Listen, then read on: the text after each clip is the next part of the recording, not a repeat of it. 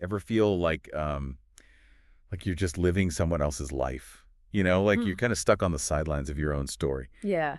Today we are diving into Bob Proctor's You Were Born Rich Okay. to see if his, success principles can help us like step into the spotlight a little bit more. Right. We've got excerpts from like various chapters, so we're getting a good overview of his whole philosophy. And it's a philosophy that builds on, a rich history of success literature. I mean, Right. Proctor draws inspiration from those giants, like Napoleon Hill, Of course. Andrew Carnegie, and he positions himself as, a curator of this science of success, not someone, just peddling the latest self-help fad. Right. It's not like a brand new idea, Right. but maybe he's found a way to like make it really click for us, Yeah. in this day and age. And he starts off with this very bold statement, you were born rich. Mm-hmm. But he's not talking about like trust funds here, right? No, not at all. Proctor believes we already possess everything we need for success, right? Yeah. Like it's already within us. Right. It's more about rearranging what's already there, Okay. shifting our mindset and tapping into that, that hidden potential. And he uses this, this great analogy in the book. He says most people, they live like extras in their own movies instead of, taking center stage and really like directing their own narrative. That actually reminds me of this one time, but I digress. Sure. So how do we go from being like, background actors to like leading roles in our own lives? Well, Proctor argues that it all starts with, recognizing our own inherent worth, our own potential. Okay. Remember that seminar he talks about Yeah. where people felt trapped by their limiting beliefs? And then through his teachings, they kind of had this sudden shift, like a sense of liberation, Oh, wow. almost like A light bulb moment. Exactly, a light bulb moment. And this is where it gets, really interesting because Proctor isn't just talking about like material wealth here. Okay. He ties success to this deep-seated belief in our own potential. It's almost like this spiritual connection with a higher power. You're right. There's that whole let go and let God concept. Yeah. It's not about like giving up though, right? Not at all. Okay. It's about surrendering control to, a higher power, trusting in the process, and really believing that we are supported and guided on our journey. Okay. Proctor tells this story about, Clarence Smithson, who achieved amazing things just by letting go of his limitations and trusting in a higher plan. Wow. So he suggests that by releasing our need to control every single detail and having that faith in something greater than ourselves, we open ourselves up to, incredible opportunities. So it's about taking action, but also like truly believing that you are worthy and deserving of success. Is that what he's talking about when he says expectant attitude? Precisely. Desire alone isn't enough. We also have to cultivate this, unwavering expectation of receiving what we desire. Okay. He compares it to a couple discovering the full potential of electricity, right? They're using these dim light bulbs, thinking that's all there is, until someone shows them the power of a higher wattage. Oh, okay. But they had access to that brighter light all along. They just weren't utilizing its full potential. That's a great way to like visualize it. We often limit ourselves Exactly. just by not even being aware of what's possible. Exactly. Proctor argues that we all have this incredible power within us, this, this capacity for greatness. Mm-hmm. But we often dim our own light, so to speak, by focusing on our limitations instead of our potential. So how do we tap into that like higher wattage, Right. that greater potential within ourselves? He mentions the law of vibration and attraction, Yes. which, sounds a bit like cosmic energy and all that. It might sound a little out there at first, Yeah. but it's actually a fascinating concept. Okay. He's essentially saying that everything in the universe, including our thoughts, vibrates at a certain frequency. And we attract people and circumstances that match the frequency of our dominant thoughts and beliefs. Think of it like tuning a radio. If you want to listen to a specific station, you have to adjust the dial to the right frequency, right? Oh, okay. I see. Yeah. Yeah. So just like a radio, if we want to attract success and abundance into our lives, we have to align our thoughts and beliefs with that same frequency. Exactly. And Proctor really emphasizes how powerful our thoughts are by describing, the incredible speed at which electrons vibrate in our bodies. Oh, wow. He's like, if these tiny particles are in constant motion, imagine the impact of focusing all that energy in a specific direction towards a desired outcome. So it's not enough to just like wish for a better life. Right. We have to visualize it, we have to believe it, and then we have to act on it. Yeah. Is that where this image maker concept comes in? Absolutely. Proctor believes that everything we see in the physical world was once a mental image. He uses the example of the first chair, right? Right. Someone, somewhere, got tired of sitting on the ground. Right. They envisioned something better, and boom, the chair was born. Wow.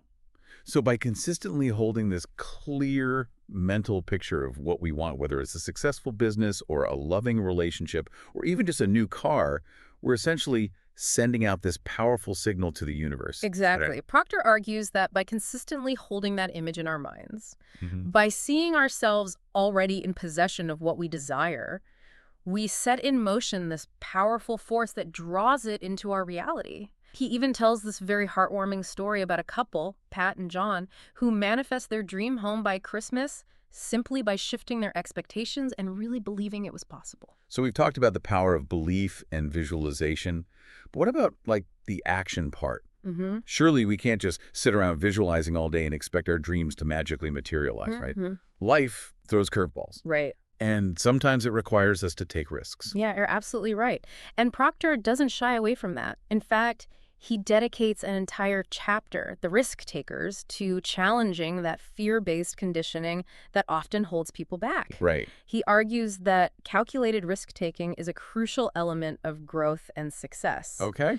He even found this really interesting study about World War II fighter pilots that shows how those who played it safe were often the first to be killed in action. Wow. That's a very sobering thought. It is. It really highlights how sometimes the biggest risk is not taking one at all. Exactly. Wow. Proctor argues that by avoiding risks, we're really just limiting our own potential for growth and fulfillment. He encourages us to embrace those opportunities, even if they come with, some degree of uncertainty. But he's not advocating recklessness, is he? No, not at all. Yeah. There's a big difference between taking calculated risks and being irresponsible. Of course. Yeah. And Proctor makes a very clear distinction between the two. He's all about calculated risks, carefully weighing the potential costs and benefits before making a decision. Right. He even cautions against, blindly following someone else's advice, especially regarding financial decisions. Right. He really stresses the importance of doing your own research, investing in things that you genuinely understand. That makes a lot of sense. He Yeah. probably has a few stories about people getting burned by following the crowd instead of, trusting their gut. Oh, definitely. He uses the example of someone investing in a venture they know nothing about just because, a relative suggested it. Yeah. They lose their money and, often the friendship suffers too. Oh, no. Yeah. Proctor's all about taking ownership of our decisions and not relying solely on the opinions of others. It's about finding that balance between, informed decision-making, but also, calculated risk-taking. Mm-hmm. Yeah. But what happens when we've done all of that? We've weighed the risks, we made the decision, Yeah. but success still seems so elusive. What if we're giving it our all, but it's still not enough? That's where Proctor's concept of the razor's edge comes into play. Okay. He's talking about that razor-thin line between winning and losing, between, achieving extraordinary results and settling for mediocrity. So how do we get that winning edge? Yeah. How do we make sure that we're on the right side of that razor? Tell me more about this razor's edge idea. Well, Proctor believes it's about consistently, pushing beyond our perceived limitations, always striving to give that little extra. Yeah, okay. He talks about this insurance salesman, Heinz Staus. He tripled his income during this company contest. Okay, yeah. But instead of going back to his, usual performance after the contest ended, Proctor actually challenged him Okay. to replicate that success. And did he manage to keep up those incredible numbers? He did. Not only did he, match that peak performance, he actually Right. surpassed it. And it's just this powerful example of how, pushing past what we think we're capable of can Yeah. lead to, these incredible breakthroughs. It really makes you wonder what we could achieve if we consistently aimed for that extra inch. Right. That one more rep, that extra hour of focused work. That's so true. Yeah, It's about, building those small, consistent actions into habits. exactly. Even Proctor himself, he talks about how he would set aside time to write every morning before his family woke up, and eventually that led to him, completing his book. Or even something as simple as, swapping out the radio during your commute for like an educational podcast Right. or an audiobook or something like that. It's about recognizing that success really hinges on those like small, consistent efforts Yes. applied over time. Absolutely. Those small, focused actions, they create this powerful momentum Yeah. that can lead to, some pretty amazing results. Proctor, actually, he uses the example of the 1976 Olympics, specifically the 8 finalists in the 100-meter dash. Okay, I'm intrigued. Right. What about those Olympic sprinters? The difference between winning the gold medal and coming in last place was a mere 1/10 of a second. Wow. A 1/10 of a second. Wow. Can you imagine that? That is incredible. It really highlights how, even the smallest edge can make a world of difference Yeah, when it comes to success. that's true. Yeah. It's a good reminder that we really shouldn't underestimate the power of like consistent effort, Right. even if, those results seem really small at first. Exactly. But it's not just about pushing harder, is it? It's not just about, the physical effort. Well, It's yeah. about the mental game as well. Right. Because Proctor also talks about the importance of our mindset. Yes. Specifically, like letting go of the past Yes. and really focusing on the future. Right. That's his don't think in reverse principle, right? Exactly. Proctor argues that dwelling on past mistakes or limitations, it only keeps us trapped Yeah. in this cycle of negativity. Mm. He encourages us to cultivate this future-oriented mindset, visualizing our ideal future, Right. and then actually like taking those steps Right. to make it a reality. To make it happen. Yeah. Exactly. It reminds me of that Henry Ford quote, whether you think you can or you think you can't, you're right. Yes. Our beliefs have a really powerful influence on our reality. It's so true. It's so true. So instead of focusing on like what we want to avoid, we should be channeling our energy into like what we want to create. Precisely. Proctor believes that by focusing on our desired outcomes Yeah. rather than our fears, we open ourselves up to a world of possibilities. Okay. He even suggests that like constantly checking our current results can actually be a form of thinking in reverse. Really? He says it's like driving a car while staring in the rearview mirror. Right. You're so focused on where you've been that you miss what's ahead. Oh, I like that. It's about shifting our focus from like what is to what could be. Exactly. Yeah. Didn't he have a story about this young woman named Patty who really wanted to go on a cruise? Yes. Patty, yes. She felt really stuck in her circumstances. Like she couldn't see how a cruise could be possible. She had all these responsibilities and she was feeling resentful. Yeah. So how did she go from like feeling stuck to like sailing away on vacation? Well, Proctor encouraged her to stop dwelling on the reasons why it couldn't be done Okay. and instead start making plans as if the trip was already booked. Wait, so she like booked the cruise She did. before she even knew how she would make it happen. Yes. That's a bold move. It is a bold move, Yeah. but it's a testament to, the power of belief and expectation. Wow. Because you see, by taking action, even before she had all the answers, things just started to fall into place. Really? She booked the cruise, found a way to afford it, and ultimately had this incredible experience. It's like that saying, leap in the net will appear. Sometimes we have to like trust that the universe will meet us halfway. Exactly. And sometimes those leaps of faith require us to, challenge our assumptions and really look beyond, the obvious. Yeah. Proctor tells this really amazing story about Bob Templeton, this broadcasting executive who witnessed the devastation caused by a tornado Okay. in Barrie, Ontario. And instead of, getting bogged down by the enormity of the situation, Yeah. he focused on what he could do to help. What did he do? He had this really audacious idea to raise $3 million in 3 days Wow. through a radiothon. Okay. But his company, they only had stations in, 2 provinces. Yeah. And of course, his team was a little skeptical. Yeah, I can imagine that's a big goal. It is. But Templeton, he just had this unshakable belief that it could be done. He even refused to listen to reasons why it might fail, Wow, I like that. focusing solely on finding solutions. So he just ignored all the naysayers. Yeah, basically. And just focused on the positive. Mm. I like his style. But $3 million in 3 days, that is Yeah. massive. How did he manage to pull that off? Well, he gathered his team, Okay. and together they just, brainstormed a plan. They got 2 huge names in Canadian broadcasting, Harvey Kirk and Lloyd Robertson, to anchor the radiothon. And they rallied support from stations across the country. Wow. So did they actually make it? Did they hit their goal? They did. They ended up raising over $3 million. That's incredible It is. for the tornado victims. Yes. Wow.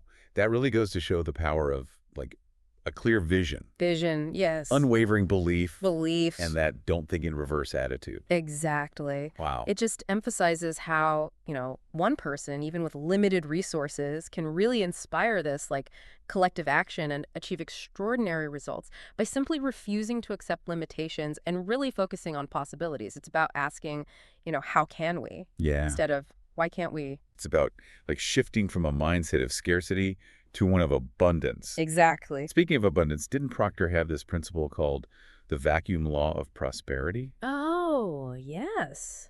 That sounds intriguing. It is a fascinating concept. He believes that in order to invite new things into our lives, whether it's opportunities or relationships or even just, material possessions, Yeah. we must first create a space for them. So it's like decluttering our lives to make room for, like, new blessings. Exactly. He often uses this analogy of a cup on a table. Okay. As long as that cup is occupying that space, you can't really put anything else there. Right. You have to remove the cup to make room for something new. It makes sense. We often hold on to things both, like, physically and mentally. Yes, absolutely. Even when they're no longer serving us, Yeah. simply because we're afraid of, like, the emptiness that might be left behind. It's that fear of the unknown. Yeah. But what Proctor is saying is that it's in that emptiness, Yes. in that space we create, Yes. by letting go, that true abundance can actually flow. That's where the magic happens. Right. It's about, like, trusting that the universe will provide even if we can't really see how just yet. Didn't Proctor have a story about his friend Marge, Yes. who wanted to, like, redecorate her home, Yes, Marg. but she felt stuck, like she couldn't afford new furniture? He did. Marg was holding on to all this, like, old furniture, even though she didn't like it because she couldn't imagine being able to replace it. And Proctor challenged her. He said, Marge, you got to create that vacuum. Oh, wow. Let go of the old and just trust that new things will come. New things will flow into your life. So did she actually get rid of all of her furniture? That's a scary thought. Well, she started small. Okay. She started by, taking down these old drapes that she had been complaining about for years. And as she started letting go of those items, she told Proctor that, new opportunities and new resources just seemed to magically appear. It's amazing how that works, isn't it? It's like you clear out some, like, physical clutter, and then you suddenly, like, create all this, like, mental space for new possibilities to emerge. Absolutely. It's like that idea that you can't pour new wine into old wineskins. That's a great analogy, yeah. And this principle really applies not just to material possessions, right? Right. But to our thoughts, our beliefs, and even our relationships. To really embrace new ideas, we have to be willing to release the old ones that are no longer serving us. We have to create that space for growth, both physically and mentally.